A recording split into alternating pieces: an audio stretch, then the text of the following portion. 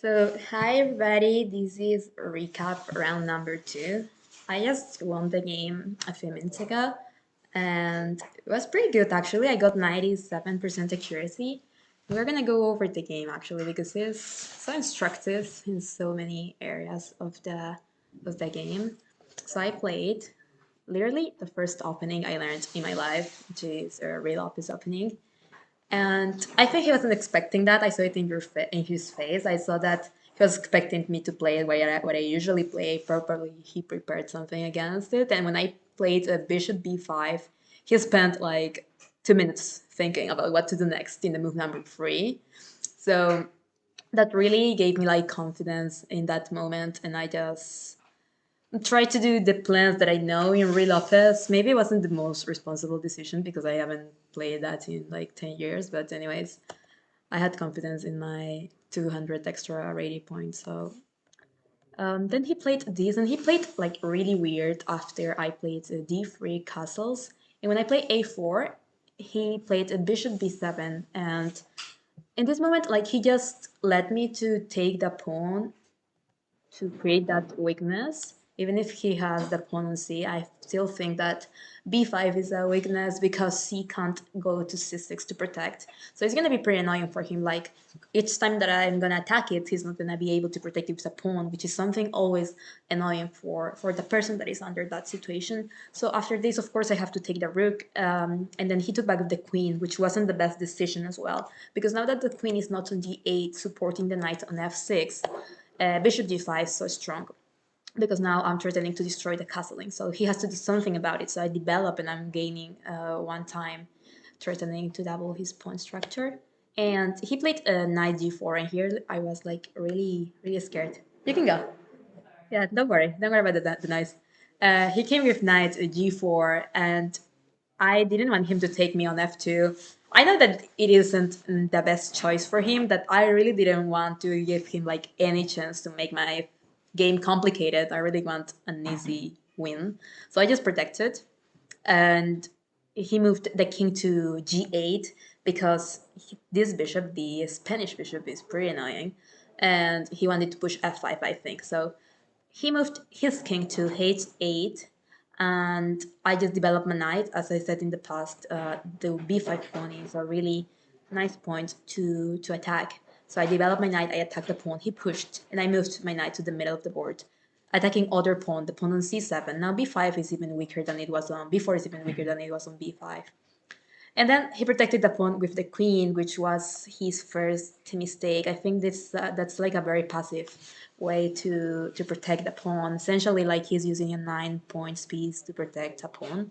So it's probably not the best choice for him. Then I kicked the knight out of there. Now that my f2 pawn was already protected, he left, and I moved the bishop to g5. It wasn't the best move according to the engine, because here I already had the chance to go with knight f6, and if he takes, then I can take back with bishop. The king has to move, and then I can come over with my knight, I think, to g5. Um, then I come across with the queen as well to h5. So he didn't, like, I didn't see it, to be honest. I play bishop g5, threatening the knight and making him to leave again. So he left. I offered to trade bishops on e3. He didn't want. It was the best decision as well. And I went with c4, and I'm actually very proud of that move because it took me a while to find the best decision for me as white. And I found that c4 was pretty decent because I'm threatening c5. And when he moves the bishop, it's basically out of play. Then I can just increase the pressure over e5 and over b5 with simple moves like queen d2, for example. He's already in trouble. Or I can simply trade a pair of bishops and use my two strong bishops in this open position to create some counterattack. So he did en passant, which I think was a forcing move. I took back with the pawn, of course, bringing pawns to the middle of the board. And then he played knight e7. And here everything started to be suspicious because there are too many points for me to attack. Like, specifically, the king is so, like, not protected. There are, like, f7 and h7 that are very weak, even if you don't notice, and it seems that they are protected by the king and the rook. They are easy points to attack because there is no knight on f6, which is usually protecting this. This bishop is not even close to be protecting that two lights correspond. So I was deciding between trading knights and then come to the knight with the knight to g5, or come with the knight to g5 directly. I got to the conclusion that going directly was better, because if I take first, the thing is that he's gonna take back with the bishop and he's already controlling g5. And even if when I come, I'm gonna keep the pair of bishops, to come directly was stronger, because now I'm threatening different things. Essentially, I'm threatening taking the knight and then taking the pawn. I'm threatening to come with the queen on h5, threatening checkmate on h7, and at the same time threatening f7.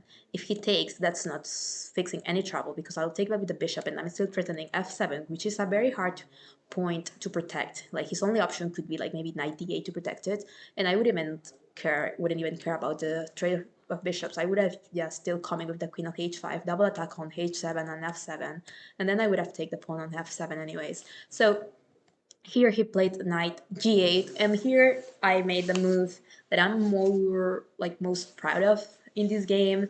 It's a brilliant move actually, and this move is knight takes on h7. I analyzed literally for like maybe 5-6 minutes, wasn't that much, and I analyzed all the lines, and all the lines were good. Like, you know that feeling when you analyze a move and all the lines are clearly winning lines, and there is no like counterplay, no stress, no anxiety. Like, everything is just perfect and soft. That's what happened to me on this game. So knight h7, brilliant move. I'm so proud of that brilliant move in this tournament. My first brilliant move in this tournament. He took back. I came with queen h5. He came here. Here, I encourage you to stop the video and find the best move. It's about deflection. This is the hint that I can give you. And the move is knight f6. So if he goes back to h8, I'll take the knight, and he'll take back, and I'll take back checkmate. He's forced to take the knight, and then I'll take back with the bishop. So here, too many people would have taken with the queen, but taking with the queen doesn't give you anything. Like, just a simple check.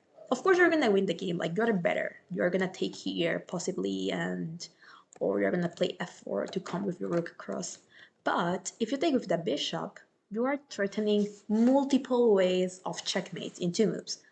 For example, bishop here, king h8, king f7, checkmate. And yeah, and if he moves a rook, you are gonna do the same actually. So he can't save the rook. In the game, like, I also thought about him coming here. So he's protecting f7, but I had this. And then he can't stop checkmate on g7 and h8. So it wasn't stoppable checkmate anyways. He played, after bishop takes knight, he played king g8, and here is checkmate in two moves. This was the end of the game. I moved to my queen to g4 check, and he resigned.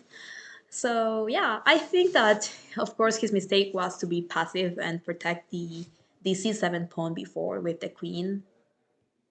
Like here, guys, this is a very good lesson how activity is more important than material, especially in the middle game. So this is my run number 2. I'm very happy I won, and I hope you guys like this video, and I'll see you tomorrow after run number 3.